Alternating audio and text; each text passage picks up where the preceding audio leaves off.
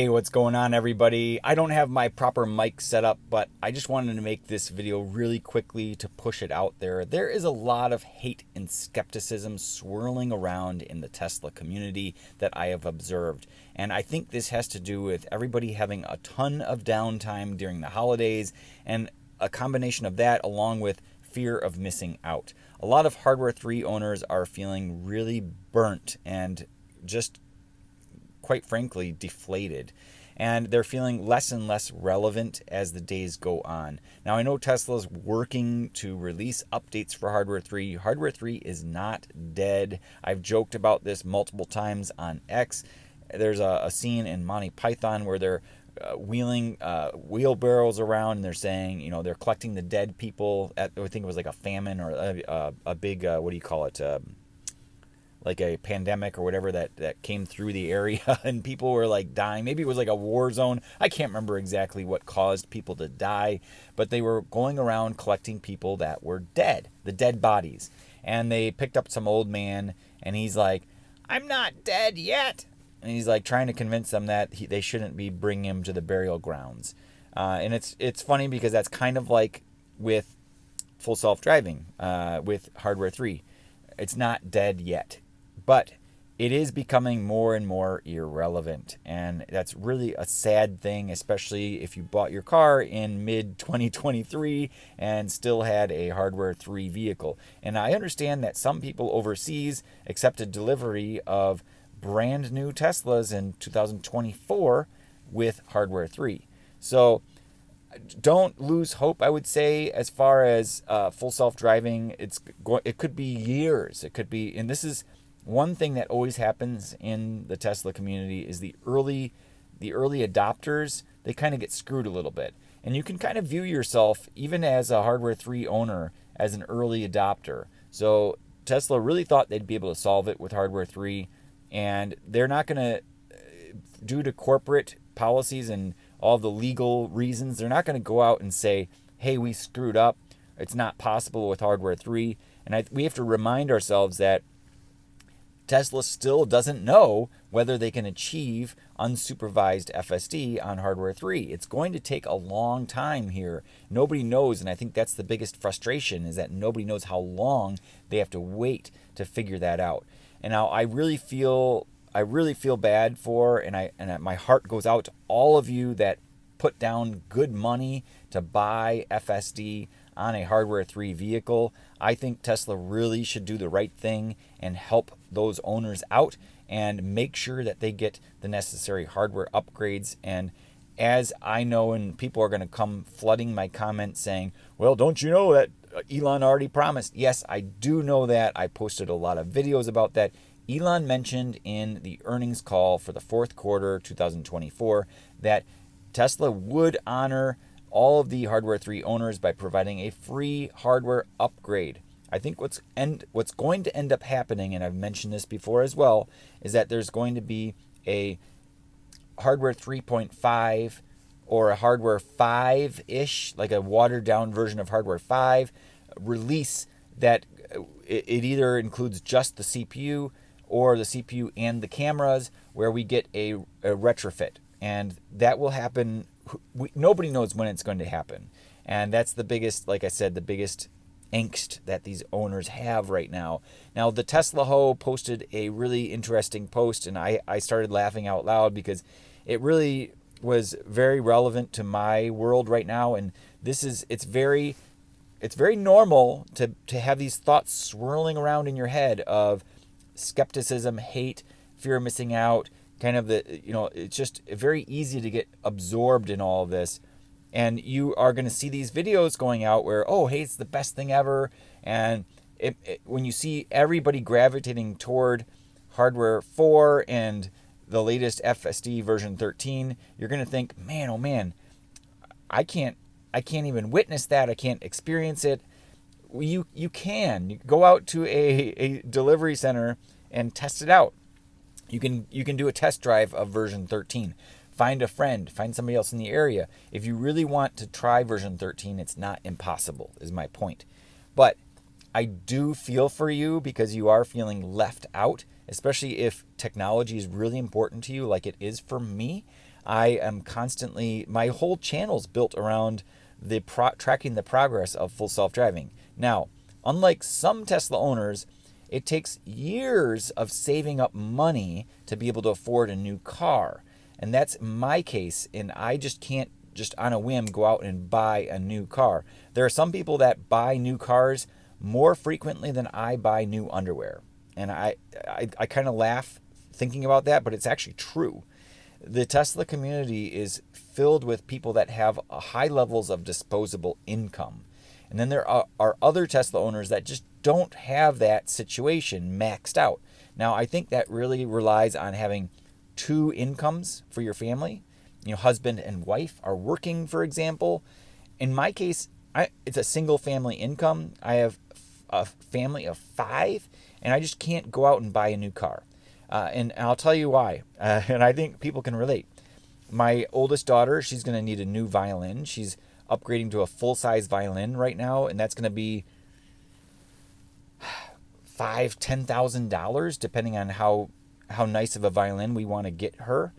She's going to need a used vehicle. She's turning 16 next year, so she's going to be getting a driver's license. Would I put her in a Tesla, a brand new Tesla? No, I would not. That would be really dumb. The car insurance for a brand new driver is sky high, especially if you put her in a Tesla.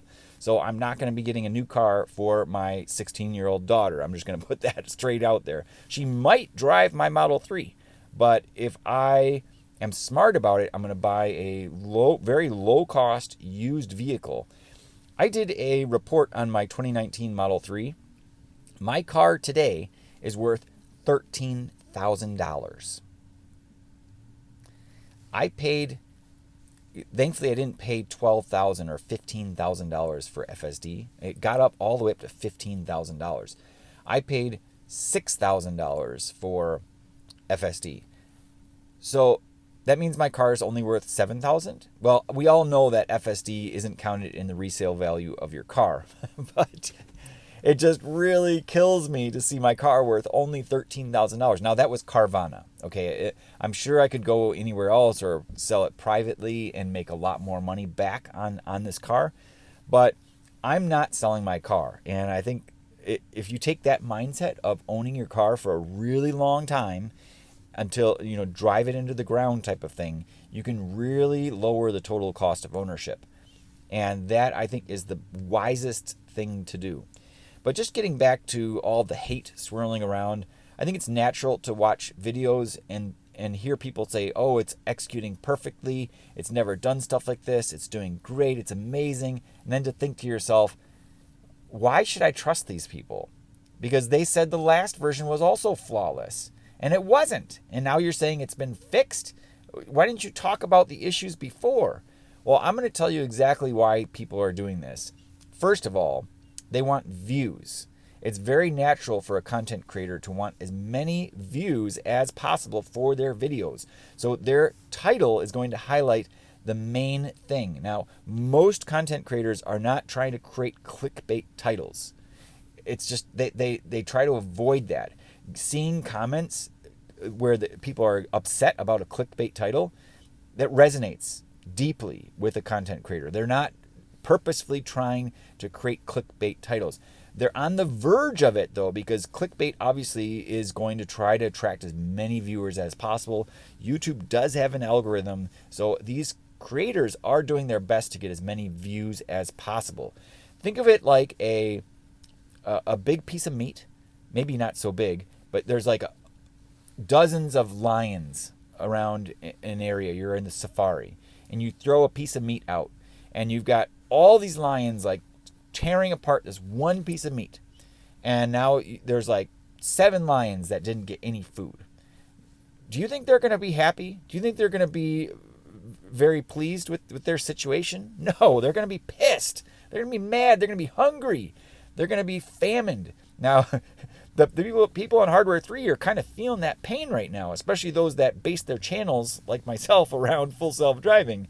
Now, I don't want to dwell on this, but the fact of the matter is that Tesla's moved on from Hardware 3.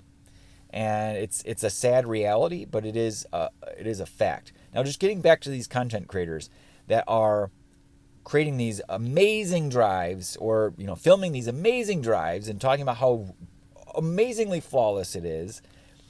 They're not doing that on purpose. If you actually watch their video for more than a minute, you will find situations, and there's one person, his first name starts with a D and his last name starts with an O, that finds these really, really well and highlights them. If you watch the videos for more than a minute, you'll find areas where FSD version 13 is making mistakes.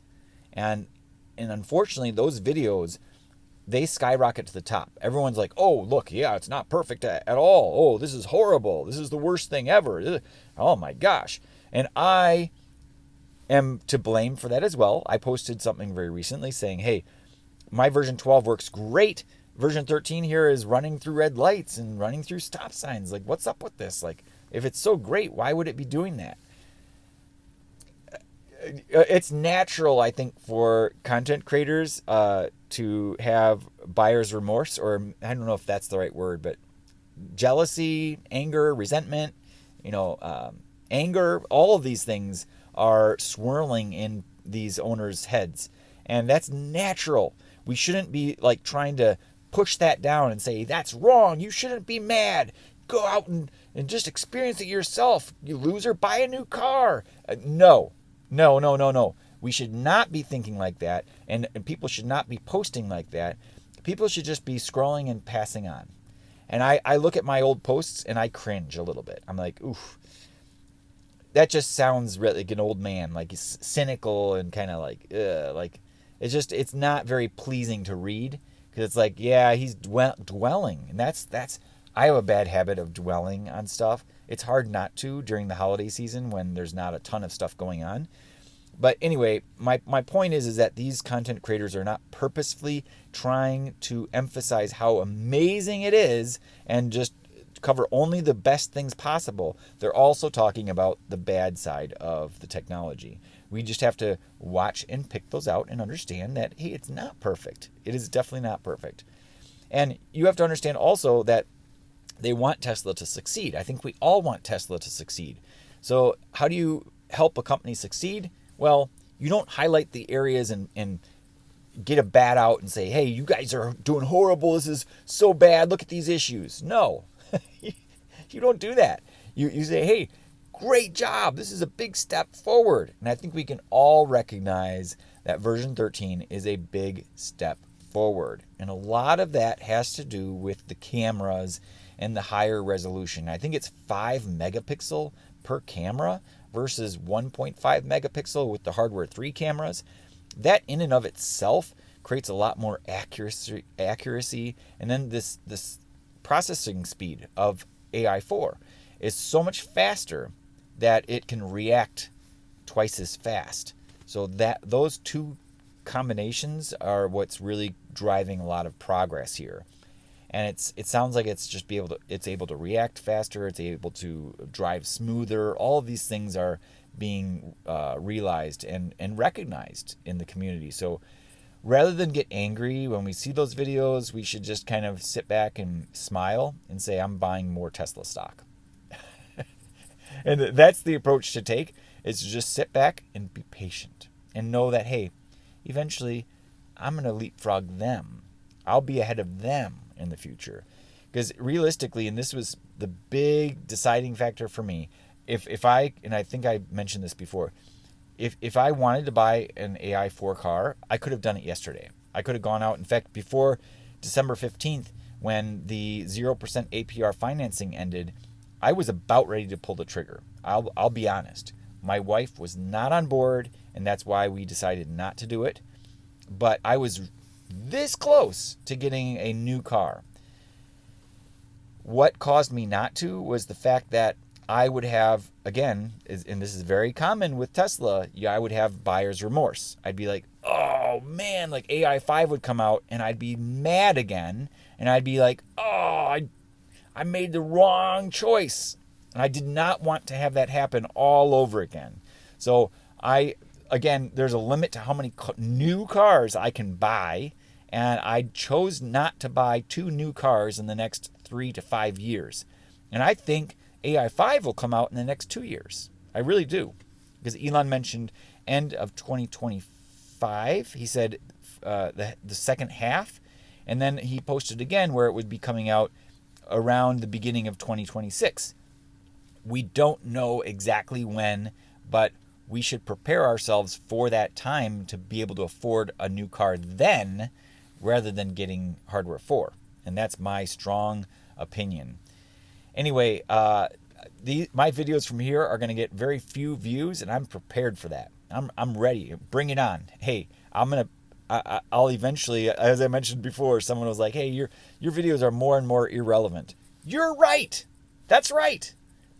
I agree. Yes, 100%. My channel is based on FSD, and I have an old version. Who wants to watch an old version driving around?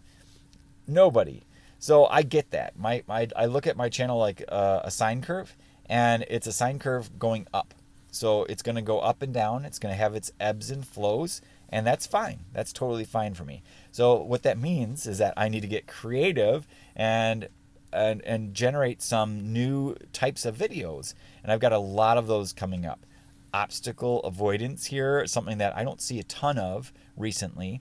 A lot of people, they just put a camera in their car and turn it on and go. And it's like, okay, here we go. Let's watch another drive. That's great and all, but I try to make mine more of like a theatrical experience, and I like to kind of create a story out of it.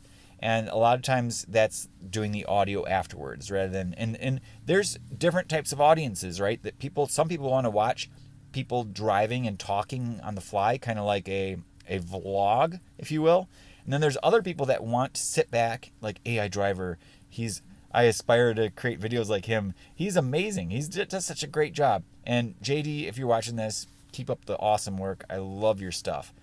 But his is like it's sitting back, get your popcorn out, get ready. This is going to be an awesome video. And he puts a lot of time into his videos. I'm a perfectionist, and I like to spend a lot of time on my videos as well. I'm going to say right away here that I've been experimenting with a couple things, as I always am. I'm always trying to improve my videos. So you'll notice, maybe you will, maybe you won't, a couple little modifications in my videos moving forward. But on Monday, will be comparing version 13 to version 12. Can't wait for that. That's going to be a fun one. And then also coming up, like I said, obstacle detection, and then some strange edge case scenarios with stop signs. And then I also have a video coming up showing how sensitive the driver monitoring system is. Little spoiler alert on that. If you made it all the way to the end of the video here and you're still listening to me, thank you so much. Let me know in the comments if you're still with me at this point in the video. The driver monitoring system, spoiler alert, it's a 3.3 now. Before it was a 1.7. And what I mean by that is, you could look at the road for 1 second for every 7 seconds you looked away. This was back on version 10 and version 11 as well. So you could look away for 7 seconds and it wouldn't give you any alert. It wouldn't ask you to touch the steering wheel. But then you had to look back at the road for 1 second. And it was actually not touching the steering wheel. It was like, pay attention to the road. And it was to avoid getting strikes. Well, now it's a 3.3 rule. And I'll go over that in detail because I covered it. You can look away, and it depends on, because if you abuse the system, what'll happen is that it will actually get more strict. I notice it's very variable. It's actually fluctuates. So there's no set in stone rule, but generally speaking, you can look away for 3 seconds, but then you have to look at the road for 3 seconds. So you have to, keep your eyes on the road for 3 and then look away for 3. The minute you go outside of those ratios, for example, 4 and 4, 4 seconds away, you're going to get that message. But 3 seconds, you can get away with it. But only when you look at the road for 3 seconds or more. So those are the kind of thresholds that I discovered through a lot of trial and error. And I'll be posting a video on that as well. Thanks for watching, guys. If you like my content, as always, I always have to say this, hit the like button, subscribe, and all that good stuff. Until the next one, have a great day.